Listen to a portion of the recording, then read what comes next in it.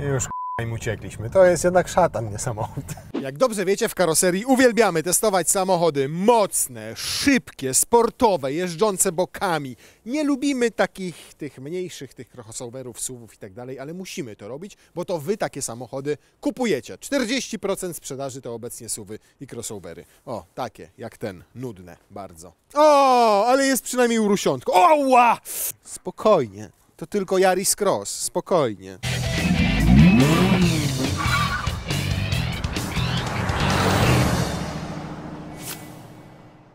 No dobra, więc mamy tutaj Toyotę Yaris, która troszkę została napompowana, przypakowana i jest dłuższa o 26 cm od Yarisa zwykłego, a jednocześnie o 24 cm krótsza od kolejnego w ofercie CHR-a. Natomiast słuchajcie, prześwit, zobaczcie, tu jak się stoi, to naprawdę do pół łydki mi sięga i mówicie sobie, wow, króca fuks, no tym to przez Dunajec przejadę. No nie przejedziesz, ponieważ to zostało tutaj tak wyprofilowane, że rzeczywisty prześwit to jest ten tutaj, ale i tak jest bardzo duży, zobaczcie, o, kurna, takiego znaka zrobię i jeszcze nie dostaję od ziemi do podwozia. O, Urus, wszedłbyś tam? Urus, siadaj, siad! Za 17,5 cm to naprawdę sporo, jak na crossovera segmentu B. Na wysokość urósł w porównaniu z Yarisem o 10 cm. I powiem wam szczerze, o ile na zdjęciach nie robił na mnie wielkiego wrażenia, to na żywo naprawdę wygląda spoko. Reflektory. Ciekawostka, kierunkowskazu nie ma tutaj wbudowanego, tu są tylko światła dzienne do jazdy letno i drogowe oraz mijania. Kierunkowskazy pojawiły się tutaj i wygląda to tak. Maska poszerzona, maska wydłużona. Rozstaw osi pozostał niezmieniony, ale i tak zaowocowało to trochę większą ilością miejsca w środku niż jest w standardowym Yarisie. Umówmy się, sam za sobą nie będę miał zbyt wygodnie, no bo jednak tutaj wbijam kolana w fotel przede mną, bo było maksymalnie odsunięte. Tutaj z przodu jak jedzie pasażer i ma trochę krótsze nogi niż ja, no to tego miejsca jest już w bród. Przede wszystkim bardzo wysoko się siedzi, więc nawet tutaj fotel jest od ziemi daleko odsunięty. Nad głową miejsca mam tyle, że muskam dach, ale umówmy się, to tylko segment B, więc nie możecie tutaj oczekiwać cudów. To nie będzie Skoda Superb ani Toyota Camry pod względem przestronności. To, co jest fajne, to dzielona kanapa w proporcjach 40-20-40, a to ułatwi wam przewiezienie dłuższych przedmiotów. Tandetnie trochę wygląda tutaj, jak złożycie to, ten plastik na oparciu od strony bagażnika. I tutaj on ma cup holdery, więc to jest... No szkoda, że nie zdecydowano się tutaj zastosować po prostu jeszcze podłokietnika chowanego. Bardzo fajna faktura tych foteli tutaj. Samo oparcie jest dosyć pionowe i nie jest regulowane, ale siedzi się dosyć wygodnie. Dzieciakom nawet w fotelikach nie powinno tutaj być źle. Kanapa nie pochyla się oparcie, tak jest standardowo. Jest tutaj znacznie więcej miejsca niż w klasycznym Yarisie hatchbacku. Jego test możecie sobie obejrzeć tutaj i tam podkreślaliśmy, że miejsca jest w nim mniej niż w starym. No więc tutaj jest go więcej niż w nowym i więcej niż w starym. Jeżeli macie zamiar wozić tu dzieciaki albo czasami nawet dorosłego na krótkich dystansach, to jest lepsza opcja niż Yaris normalny. Z jeszcze jednego powodu jest to lepsza opcja niż Yaris normalny, z powodu bagażnika, ponieważ tego jest tutaj aż 400 litrów. Proszę, i wygląda to tak. No jestem w szoku, bo tutaj naprawdę tego miejsca jest mnóstwo. Podłogę macie regulowaną na dwóch płaszczyznach. Nie wiem, po kuta to zrobiono, szczególnie, że jak to obniżycie, o, i tu wrzucicie, to tu zostają i ograniczają zapakowanie bagaży takie te mocowania. Jest siateczka, jest i to jest akurat fajne rozwiązanie, bo tu, żeby wam się nie walały po bagażniku jakieś dziady, to możecie sobie, o, cyk, tu włożyć. Można ją jeszcze zainstalować, o tutaj widzę na tych zaczepach, nie musi być tam z tyłu, jest nawet gniazdo zapalniczki 12V. O, i takie rozwiązanie jak w Fordach zastosowała teraz Toyota, czyli luźna ta półeczka górna. Jak to działa, to nawet wam nie będę pokazywał. Jeżeli chcecie zobaczyć, jak to działa, to sobie kliknijcie tutaj w ten materiał, tam zobaczycie Pumę ST Line. Ładnie wyglądają te zaprojektowane tutaj po całej szerokości światła z wpasowanym znaczkiem Toyoty. Tu jest taka brzydka połać plastiku. Fajnie by to wyglądało moim zdaniem, jakby ta tablica rejestracyjna wyglądała tutaj. No i to jak ktoś za wami jedzie, no to będzie widział tutaj sporo tych wszystkich bebechów. Ale dzięki temu, kurde, zobaczcie ile tutaj jest miejsca od zderzaka w tym miejscu. No jakieś, kurde, 40, może 50 cm. Nie znajdziecie tutaj natomiast elektrycznej klapy nawet w opcji. Natomiast szczęśliwie unosi się dosyć wysoko i jest zlicowana prawie że ze zderzakiem, a nie gdzieś tutaj wystaje, przez to, że mamy pochyłą tą boczną szybę, więc jest dosyć łatwo załadować tutaj cokolwiek. Na uwagę zasługuje fakt, że sporo zmieniło się we wnętrzu. W takim sensie, że nie skopiowano wnętrza Yarisa 1:1, tylko zrobiono je po prostu inne. Materiałowo jest to typowy segment B, przepraszam, nie D, zdecydowanie nie D, B, ponieważ tak, tutaj jest to wszystko mięciutkie, tam na górze, gdzie, nie wiem, najczęściej możecie coś dotykać, ale już tak, to jest twardsze, to jest twardsze, to jest twardsze, to jest twardsze. No, podobnie sytuacja przedstawia się na drzwiach. To jest już twarde, to jest tkanina, którą jest obity ten boczek i na dole znowu mamy twarde. Tak jak mówię, typowy segment B, cudów nie ma tutaj za te ceny i w takim segmencie co oczekiwać. Tu mamy piano, tu mamy piano, tu mamy jakąś plastikową, srebrną wstawkę. Fajne jest to, że tu mamy półeczkę i tu może sobie spokojnie leżeć na przykład telefon. Szkoda, że nie tutaj zrobiono ładowarkę indukcyjną, tylko zrobiono ją za skrzynią biegów. O, tutaj. W tym miejscu, gdzie jest, tak wydaje mi się, mniej praktyczne. Brzydko zainstalowano gniazdo zapalniczki tej 12V, bo ono wystaje tam ze środka. Tu przyciski do sterowania trybami jazdy, automatycznego parkowania, no i hamulec ręczny z funkcją przytrzymania. To jest akurat fajne, lubię jak się zatrzymujemy na skrzyżowaniu, możemy zdjąć nogę z hamulca i ten hold podtrzymuje nam na ręcznym samochód. Porządnie wszystko poskręcane. O, tu jeszcze jest miękko. Bardzo ładny design, bardzo czytelne zegary. Pomimo tego, że ten środkowy jest cyfrowy, to po prostu wszystko dobrze, doskonale widać. Zobaczcie średnie zużycie paliwa z ostatnich 4 czy 5 dni, 6,3 litra przy mrozach. Tutaj mamy 8-calowy ekran, który ma już Apple CarPlaya, tylko przy kablu, podobnie jak Android Auto. Ogrzewane fotele, dwustopniowe, czyli low albo high. Gniazdo USB jedno jest, widzę. Podłokietnik jest. 2 cup holdery są bez żadnych udziwnień. Bardzo ładna tapicerka foteli z fajnym wzorem. Boczki takie skórzane, oczywiście to jest skóra już syntetyczna, a tutaj środek materiałowy. I to jest domena wersji Executive, wygląda to fajnie. Na uwagę zasługuje fakt, że fotel jest wysoki. Ja jestem wysoki i fotel jest wysoki, więc zobaczcie, często w samochodach japońskich miały wszystko za krótkie siedzisko, za krótkie oparcie, były za wąskie, a tutaj jest naprawdę wygodnie. Bardzo ładna kierownica, akurat żywcem przeszczepiona z Yarisa. Ale ergonomia generalnie, siedziska, obsługi tego, zobaczcie jakie to jest banalne, czytelne i proste. Nawet jak macie rękawicę kuchenną, a nie narciarską i taką z jednym palcem, to będziecie w stanie to wszystko obsłużyć. Widać, dwustrefowa klimatyzacja, co w segmencie B jeszcze do niedawna było rzadkością. Podstawą jest tutaj 3-cylindrowy silniczek o pojemności 1,5 litra. Ma 92 konie mechaniczne. Do tego oczywiście, jak to w hybrydach bywa, wzmocniono go silnikiem elektrycznym o mocy 80 koni. Łączna moc całego zestawu to całe 116 koni mechanicznych. Natomiast zobaczcie tutaj właśnie, jak robi się te crossovery współczesne.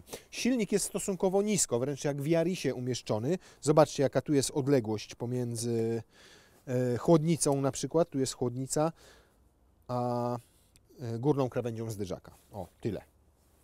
Jak wiecie, tyle to jest 17,5 cm. To, co odróżnia Yarisa Crossa od Yarisa i od CHR-a, to, że możecie go mieć z napędem na 4 koła. Wtedy ta wersja ma tutaj dodatkowy silnik elektryczny na tylnej osi, który ma tylko 5 koni mechanicznych, ale to wystarczy, żebyście wyjechali z Zaspy Śnieżnej pod Biedronką a Lidlem, jak akurat przysypie parking, jak będziecie robili zakupy. Natomiast wybierając i AWD, tracicie kilkadziesiąt litrów bagażnika, no bo gdzieś ten silnik elektryczny trzeba było umieścić, ale zyskujecie jedną rzecz, mianowicie wielowahaczowe zawieszenie, bo w benzynowej wersji i w hybrydzie z napędem wyłącznie naprzód jest tutaj belka. Ale ładny Yaris Cross napis, jo! Powiem Wam, że on jest sztywniutki przez tę belkę z tyłu i generalnie wyższe zawieszenie, które trzeba było usztywnić, żeby on się nie bujał na zakrętach. To wybiera to wszystko, owszem, bardzo ładnie, ale nie ma takiego wrażenia, że to jest ponton. Przeciwnie, kurde. Tak jest to, tak wow. Jako że mamy tutaj więcej samochodu, to mamy też wyższą masę, bo Cross jest cięższy od zwykłego Yarisa o jakieś 100-120 kg. A to przekłada się na osiągi, bo o ile Yaris z tą jednostką napędową robi setkę w 9,7 sekundy, to tutaj to 11,2 sekundy. 1,5 sekundy gorzej, a wpływ na to ma nie tylko ta wspomniana masa, ale też to, że mamy większe gabaryty i inny opływ powietrza. Natomiast organoleptycznie i tak subiektywnie dużo lepsze jest wrażenie z przyspieszania niż to, co mówi papier. Z prostego względu, ten silniczek 80-konny ma dosyć wysoki moment obrotowy, więc jak tylko położycie nogę na pedale gazu, to jeszcze zanim ten silnik spalinowy wejdzie na wyższe obroty, to już czujecie, że samochód przyspiesza. Zobaczcie, jeżeli chodzi o sam dźwięk tego silnika, to tak, to są 3 cylindry. I faktycznie w zimne dni, jak odpalacie te 3 cylindry, to wszystko tutaj się trzęsie przy odpaleniu jak osika na wietrze. Drży. Jak osika na wietrze. Drży jak chuda blondynka. Ale jak się rozgrzeje, to już jest znacznie lepiej. I potem, jak dodajecie gazu, to w dolnej partii obrotów faktycznie jeszcze te 3 cylindry słychać.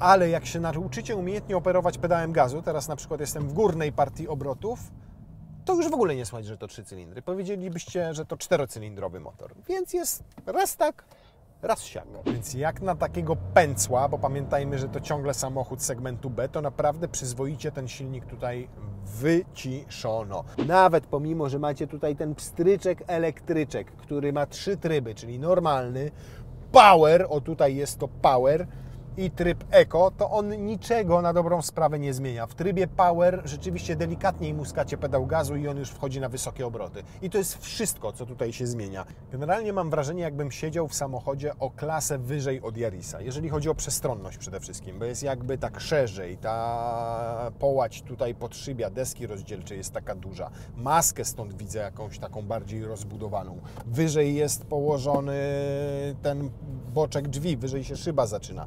Wszystko to sprawia wrażenie, że tak jakbym, mówię, no w aucie o klasę większym siedział. Natomiast tutaj mogłoby być naprawdę chociaż trochę bardziej miękkie, żebym tu sobie mógł położyć łokieć i się nie bał, że będę musiał iść do reumatologa za 2 lata, jak mi się leasing skończy.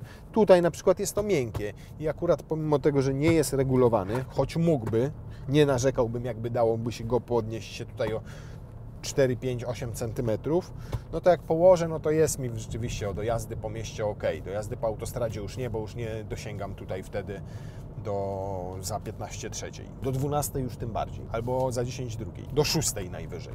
Nawet takiej powiedziałbym 7:25. Poza tym, no jak to w Toyocie, skręcicie w lewo i auto skręca w lewo, skręcicie kierownicą w prawo i auto jedzie w prawo. Jak dźwignię tę dacie do góry, to się włączają wycieraczki. Jak do dołu, to się włączają też wycieraczki. Jak tę dźwignię przesuniecie w dół, to jest lewy kierunkowskaz. Jak w prawo, to jest prawy kierunkowskaz. Jak naciśniecie, to Toyota trąbi. Absolutnie się z Wami zgadzam. To nie jest samochód ekscytujący. To nie jest samochód, który sprawi, że będziecie się pocili po nocach. Płakali ze szczęścia. O! No ale na przykład, zobacz, zawieszeniowo to go kurde nieźle dopracowali. Naprawdę, na śliskim przód tylko napęd. Nic nie ucieka z tyłu, bardzo subtelnie wkracza kontrola trakcji do gry. Dobra, czas na próbę 0-100. O, i już 20, już 40, już 50, i 60, i 70, i 80. Masz może kalendarz geologiczny, żebyśmy to zmierzyli? Pyk. 11,9 sekund. Z silnym na pokładzie, więc faktycznie byłoby to podawane przez producenta 11,2, 11,3 bez silnego na pokładzie. Natomiast tak jak mówiłem, organoleptyczne i takie subiektywne odczucia są lepsze, bo nie ma tutaj zmieniających się biegów, bo ten moment obrotowy silnika ładnie tego elektrycznego ciągnie do przodu samochód. I po trzecie dlatego, że autentycznie nie słychać tak bardzo tego silnika z przodu i tej skrzyni bezstopniowej, która pcha go na pełnych obrotach do przodu. Czasami pytacie nas w komentarzach, czy to wyje. Tak, jak się jeździ tak, to każda hybryda i każda bezstopniowa skrzynia będzie wyła. Ale hybrydami nikt tak nie jeździ. To nie są samochody jak BMW, że się wsiada i po prostu but w podłodze i jadę. I hamulec. I znowu but. Nie, tak hybrydami to jeżdżą tylko dziennikarze, większość, oraz ci, którzy mają hybrydy jako samochody służbowe. Natomiast normalny człowiek, jak wsiada do auta, zresztą nie tylko do hybrydy, to przecież nie jedzie zero-jedynkowo, że ciągle but i tak dalej. Co Wam przeszkadza, za przeproszeniem, teraz uwaga, będzie ćwiczenie praktyczne, że jadę sobie 90 za tirem, proszę, i nagle postanawiam go wyprzedzić. But w podłogę. Raz, 2, 3, 4, 5. Ale się nawył ten silnik? No przez całe 5 sekund wyprzedzania takiego dynamiczniejszego z nogą w podłodze przy wykorzystaniu pełnej mocy. Hybrydy służą do czego innego? Do tego, że teraz ją resetuję, jadę sobie 110, 120 i zobaczycie, jakie będą efekty w spalaniu. Na pewno w trasie, czyli już przy prędkościach ekspresowych i autostradowych, znacznie lepiej sprawdzi się CHR. Po pierwsze dlatego, że jest dynamiczniejszy, z tym silnikiem przynajmniej 2-litrowym, 180-parokonnym, a przede wszystkim z tego względu, że będzie w nim bardziej komfortowo, bardziej cicho, będzie Was lepiej izolował od tego, co dzieje się na zewnątrz. Tutaj stabilnie jest owszem, bo samochód, jestem zaskoczony jego zawieszeniem, bo pomimo podwyższenia tego nadwozia zastosowano te amortyzatory ewidentnie zestrojone tak, żeby się nie gibał, nie bujał, nie hulał. Natomiast słychać już szumy powietrza i dopływające i ze słupka A i ze słupka B. Natomiast odwdzięczy się w trasach niskim zużyciem paliwa. Zobaczcie, 5 litrów teraz. Jedziemy sobie tak 110-120 i mamy średnie zużycie paliwa 5 litrów. Średnią da się bez najmniejszego problemu, jeżdżąc i po mieście, i w trasie, zrobić na poziomie 5,5-6 litrów. A to są świetnie wyniki, jak na samochód, który jest przecież dosyć spory i z zewnątrz, i w środku. Natomiast podejść do tego samochodu trzeba jak do auta miejskiego, podwyższonego auta miejskiego, które nadal jest na tyle niewielkie z zewnątrz, że bez problemu wszędzie nim zaparkujecie, w którym nie musicie obawiać się krawężników, w którym nie musicie obawiać się tego, że nie wyjedziecie z osiedla, bo są jakieś zaspy po śniegu, albo kurde gruzowisko, bo deweloper jeszcze nie wykończył do końca drogi dojazdowej. Auto, do którego łatwo się wsiada, które ma wielki bagażnik, w który zapakujecie nie tylko zakupy ze spożywczaka, ale także z Ikei. Auto, które ma wystarczająco miejsca z tyłu, żebyście przewieźli dzieciaki. Auto, które mało pali. Zobaczcie, teraz do 4,9 spadła nam średnia. Więc jest to stricte samochód do miasta i w tym środowisku sprawdzi się rewelacyjnie. Jeszcze dołóżcie do tego promień skrętu, który wynosi zaledwie 10,5 metra. No to mieścicie się między krawężnikami na każdej osiedlowej drodze w zasadzie. Będziecie czuli się w nim jeżdżąc głównie po mieście swobodnie, przyjaźnie i bezpiecznie. Bo ono już w standardzie ma wszystkie te systemy autonomicznego hamowania przed innymi samochodami, rowerzystami, pieszymi i tak dalej. Więc do miasta polecam. Nie do miasta, lepiej weźcie CHR-a. Tylko musicie się najpierw zastanowić, ile jesteście w stanie wydać, bo taka przyzwoicie wyposażona wersja Yarisa Cross w hybrydzie z napędem naprzód kosztuje około 90 tysięcy złotych. Jeżeli chcecie mieć taką jak my, czyli Executive'a, jeszcze dołożyć sobie pakiet Smart, mieć wtedy kamerę 360 stopni i sporo technologicznych bajerów, a to auto może być w nie wyposażone, no to musicie wtedy szykować jakieś 110, 120, a w topowej wersji 130 tysięcy złotych. Porównywalny Yaris będzie jakieś 20 tysięcy złotych tańszy. Porównywalny pod względem wyposażenia CHR z podobnym silnikiem, czyli ta słabsza hybryda 122 konie, 20 parę tysięcy złotych droższa. Więc tak naprawdę Toyota stworzyła coś pomiędzy Yarisem a CHR-em.